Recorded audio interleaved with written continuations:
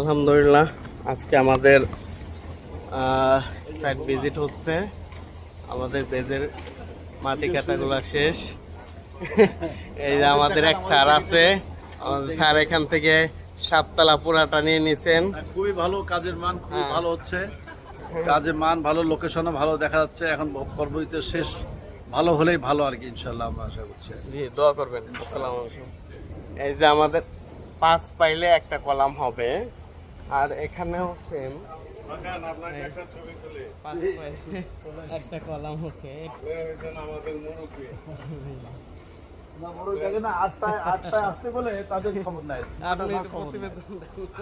আচ্ছা আচ্ছা আচ্ছা, বলেন।